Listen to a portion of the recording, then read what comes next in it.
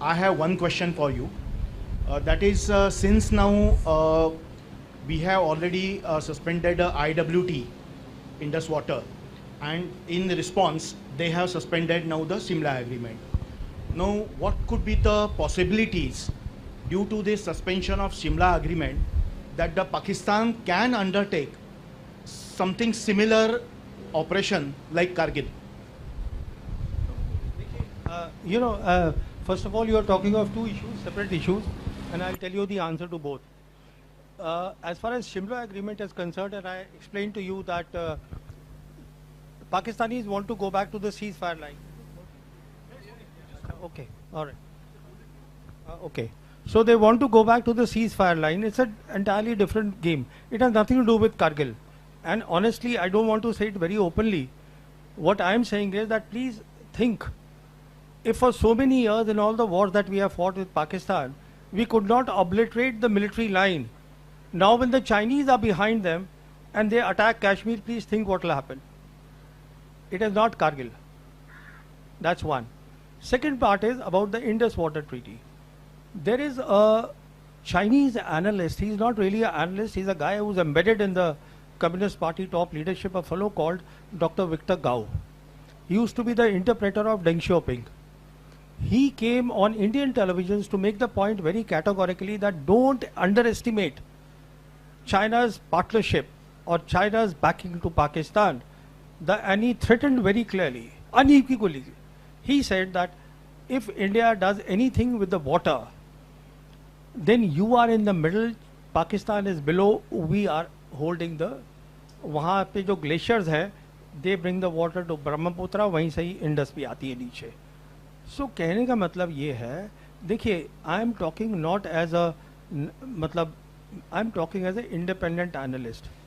I do not know who is advise the prime minister on this, honestly. मुझे पता नहीं, इनकी security team अगर बहुत सोच रही होती तो ये भी सोच लेती कि 2019 में जब आप ये सब काम करेंगे, 370 हटाएंगे, तो उसका इम्पैक्ट क्या होगा. या यही सोच लेते कि अगर इम्पैक्ट हुआ है तो हमें तैयारी करनी है उसकी.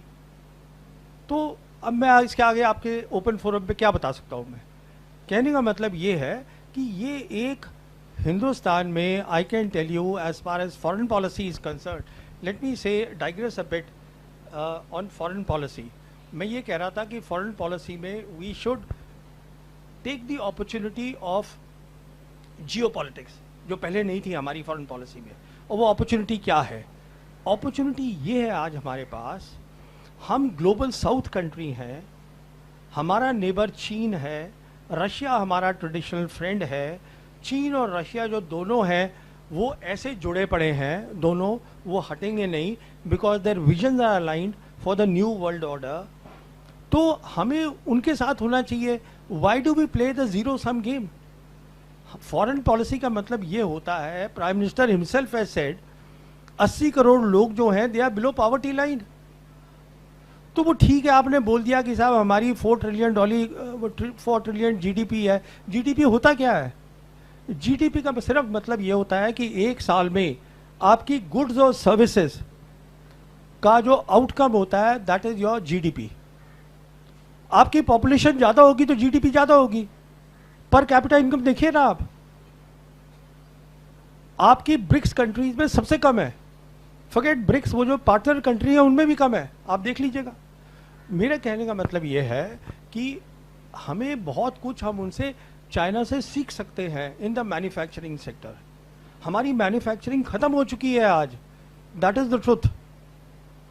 तो you cannot ride on the wave of services कि हम टूरिज्म कर रहे हैं, फलाना ढिमकाना कर रहे हैं, वो नहीं होगा उससे. हम आईटी सेक्टर कर रहे हैं, अच्छी बात है आप कर रहे हैं, but IT sector is the third industrial revolution. Please understand, the fourth industrial revolution, where there is a competition going on between China and US, it's about artificial intelligence, it is about emerging technologies, and that is where China is a leader.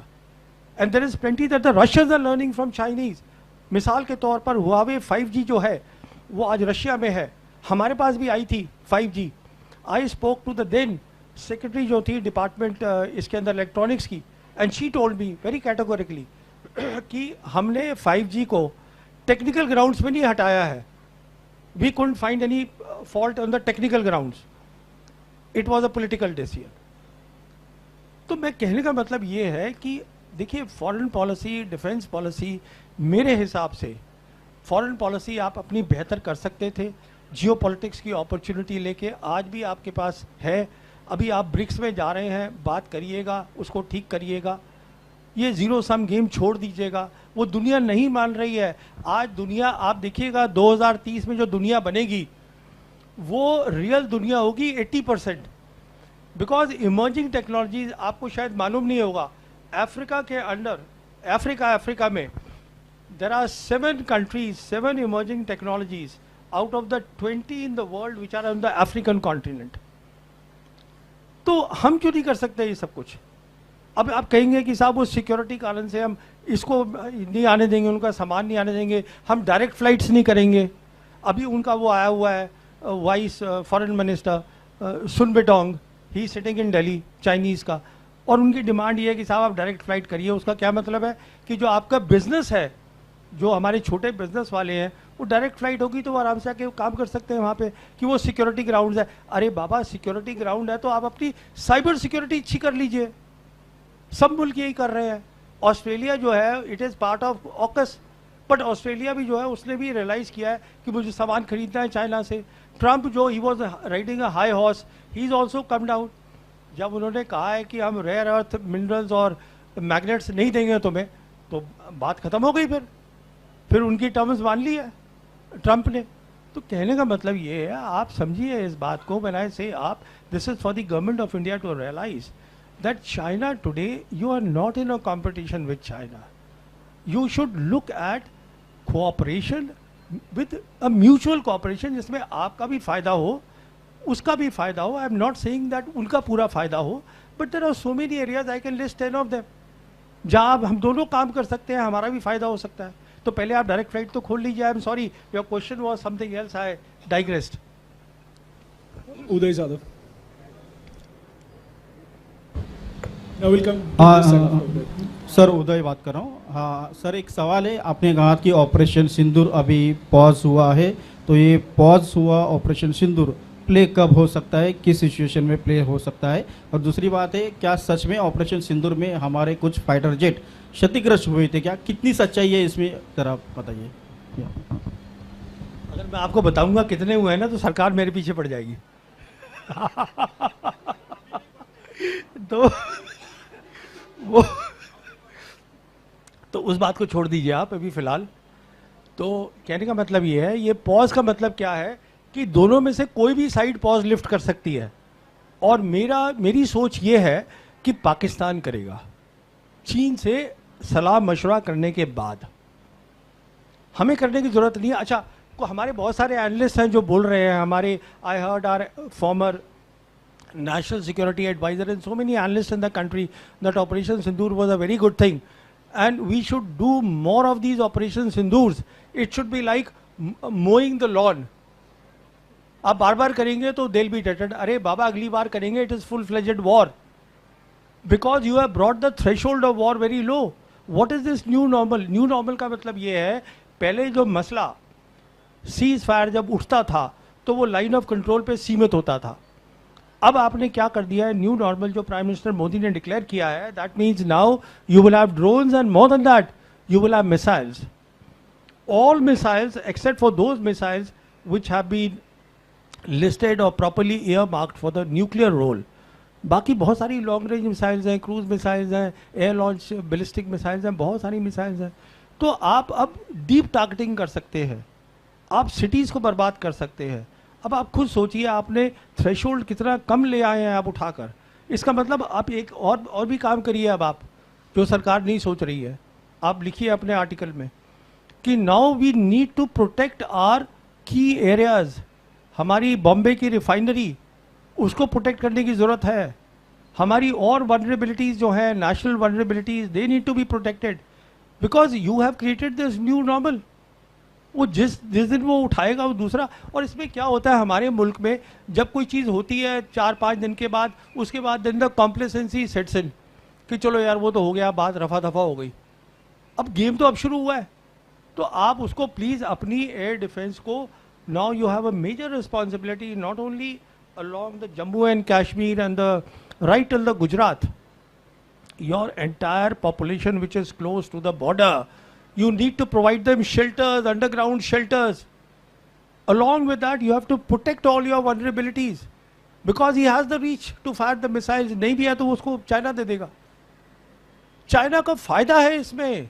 China को आपसे लड़ाई नहीं लड़नी है. China की वो आपको बराबर समझता ही नहीं है. उसकी जो बराबरी है वो अमेरिका है, आप नहीं है. I hope I have answered your question. Vishwas sir, and after that you.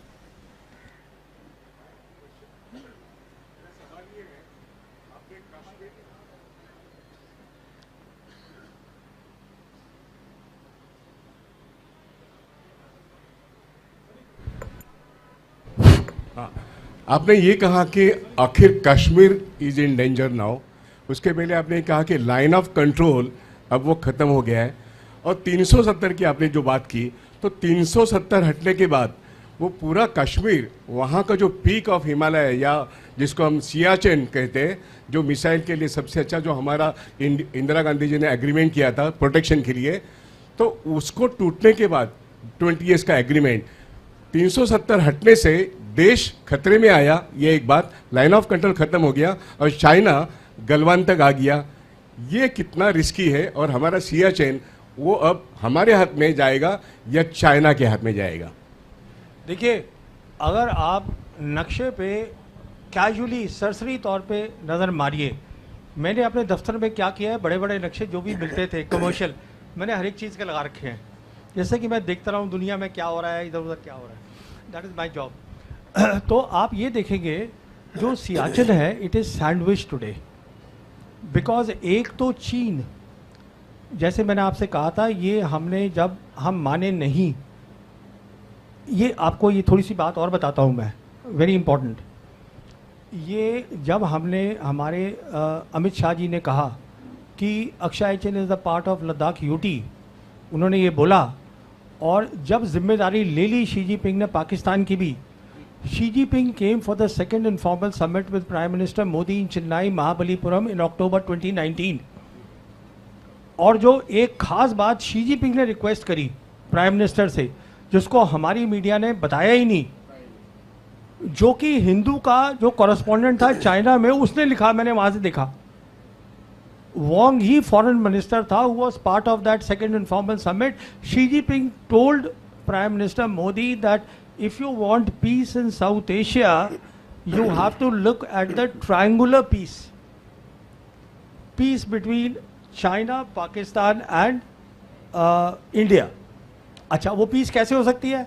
China के साथ पीस का मतलब ये था हिंदुस्तान की कि आप वो अक्षय चिन्ह को वहाँ से हटाइए, और पाकिस्तान का मतलब ये था कि आप कश्मीर में बातचीत शुरू करिए. हमने उसको नज़रअंदाज कर दिया. ओनली आफ्टर दैट अप्रैल 2020 में, because you did not take their request of Akshay Chin, consideration of Akshay Chin seriously at all, you dismissed it.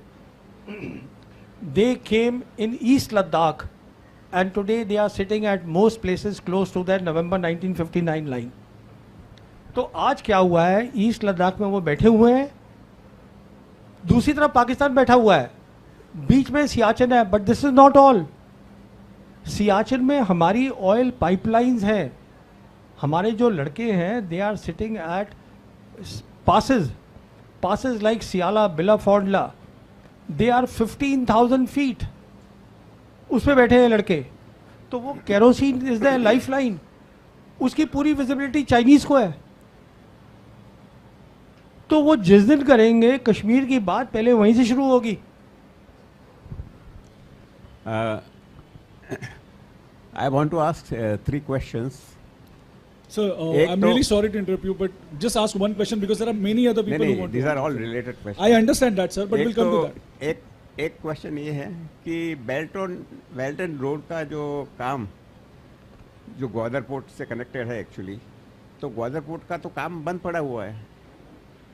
एक क्वेश्चन वो है. दूसरा, Imran Khan was removed on because Americans wanted him to be removed. तो Americans का उनके ऊपर अभी भी छाया हुआ है अपने तो to what extent Pakistan is aligned with America और and China actually. See, agar it comes to a situation where they have to take sides, on which side will they go actually? और तीसरा क्वेश्चन जो है ये related है कि ये जो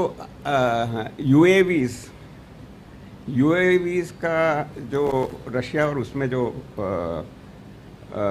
इस्तेमाल हुआ है दोनों साइड से एक्चुअली, हैज़ इट चेंज? क्योंकि भाई सैटेलाइट का रोल उसमें कुछ कम हो गया है उसमें. अच्छा, Has it affected the satellite? I've got your questions. Okay. Now let me start with the first one very quickly. You know, perhaps you have missed a very important news. वो news ये है कि last year, I think it was November or October, the Chinese Prime Minister Li Qiang and the Pakistan Prime Minister, they inaugurated the Gwadar airport together. And perhaps you missed the news that they have laid a submarine cable from Gwadar to the east coast of Africa, and that goes to Europe. कहने का मतलब ये है, after operation सिंदूर profile बढ़ गई है पाकिस्तान की, China की डोमिनेंस साउथ एशिया में बढ़ गई है. कहने का मतलब ये है, अगर पाकिस्तान आज अपनी गवर्नेंस ठीक कर ले, this is a big if, this is their internal problem. Balochistan is not a military problem.